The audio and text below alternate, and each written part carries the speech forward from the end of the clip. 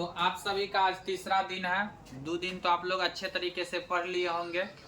तीसरा दिन देखिए, आप पहले तो आपको बोले थे कि साइंस बताएंगे, साइंस बता देते हैं। इसके बाद कुछ मैथ चलेगा 2 ठो। इसके बाद जो है आप सबों को क्या कहते हैं और सब क्या कहते हैं वर्ड मीनिंग बता देंगे। ठीक, तो अब देखिए साइंस पे चलिए।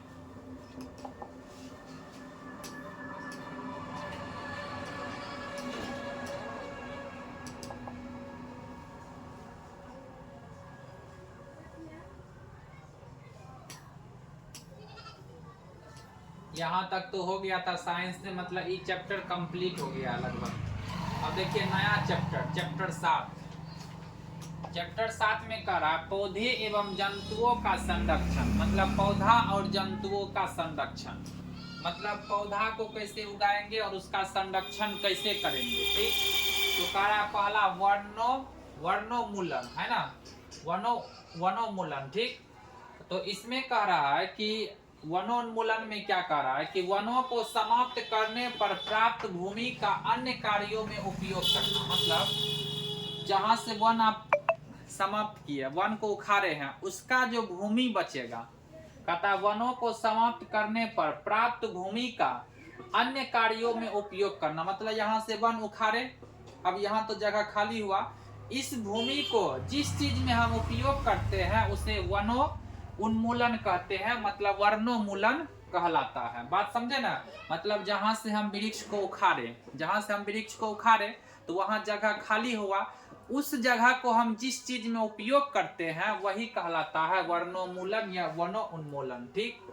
अब कह रहा है कि वन में वृक्षों की कटाई निम्न उद्योगों से की जाती है।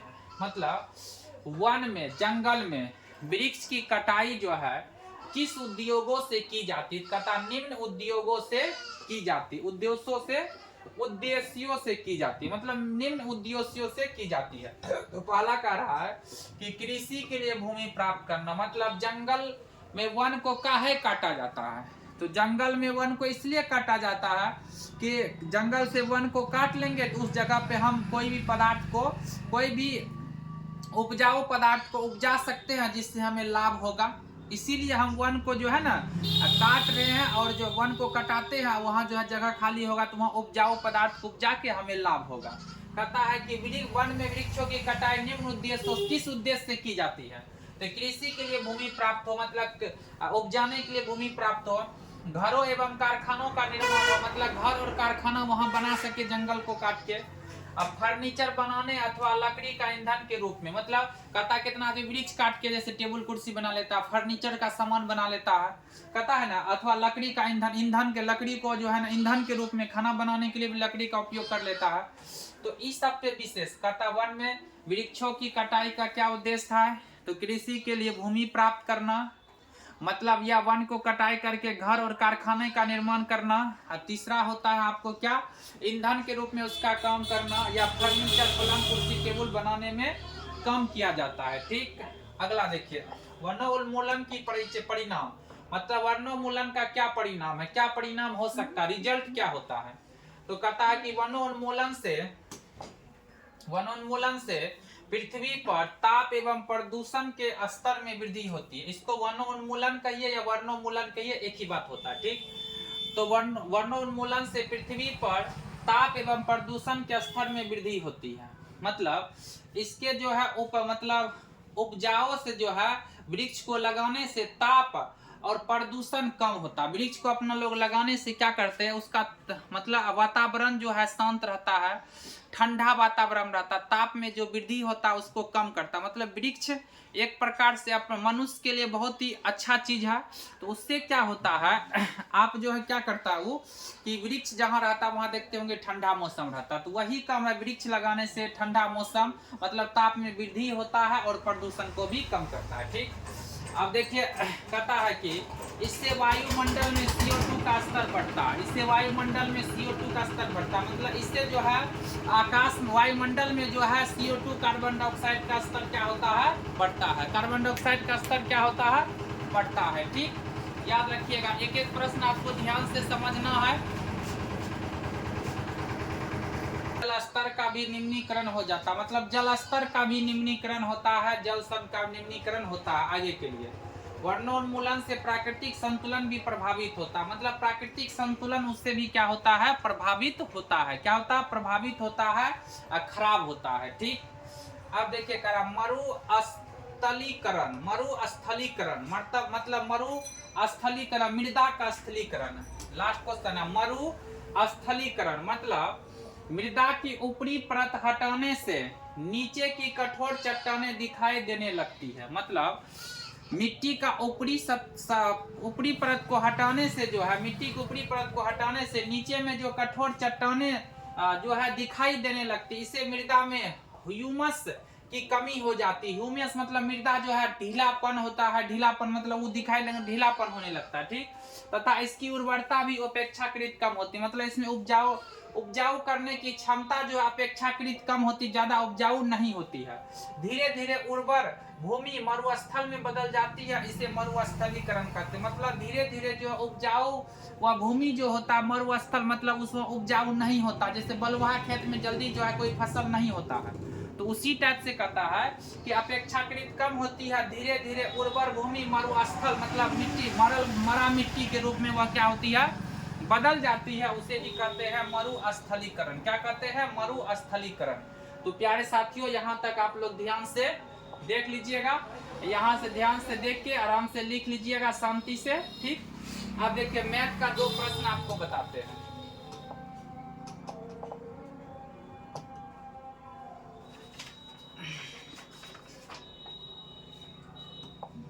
मैथ का 2 प्रश्न आपको बताते हैं। पहला प्रश्न देखिए, पहला प्रश्न आपको है कि यदि fx बराबर, ध्यान से देखिएगा, यदि fx बराबर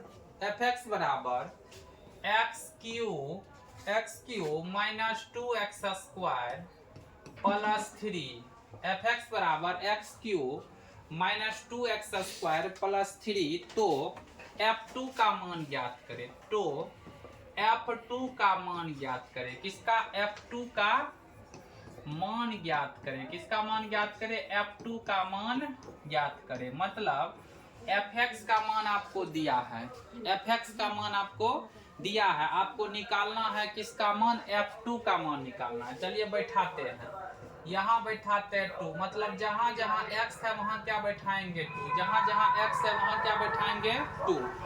तो अब यहाँ देखिए है x क्यूब 2 का होल क्यूब माइनस 2, x का मान क्या होगा 2 का होल स्क्वायर प्लस कितना 3, तो 2 का क्यू कितना होगा, 2 का क्यू हो गया 2 दूनी 4, 4 दूनी 8, अब माइनस 2 इंटू 2 का स्क्वायर 2 दूनी 4 प्लस कितना 3, तो 8 इंटू 8 माइनस 4 दूनी 8 प्लस 3, ई प्लस में ई माइनस में कितना बच गया 3, तो इसका आंसर कितना होगा प्यारे साथियों 3।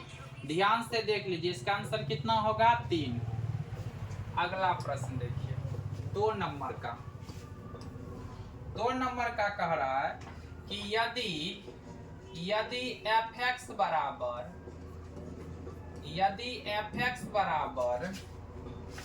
x cube minus 4x square minus 3, x cube minus 4x square minus 3, तो f4 का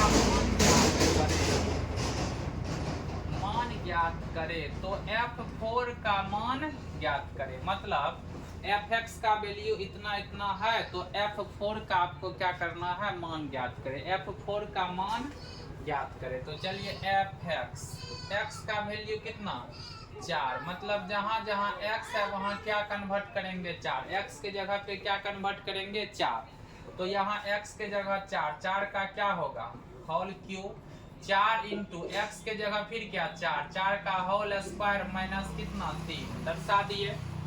अब देखिए 4 का होल क्यू कितना होगा, 4 का होल क्यू होगा 4 चौके 16, 16 चौके 64, 4 का होल क्यू हो गया 64 माइनस 4, फिर 4 का होल स्क्वायर, 4 का होल स्क्वायर क्या होगा 4 चौके 16, अब माइनस कितना 3, तो 64 माइनस 16 चौके 64 माइनस 3, दर्शा दिए।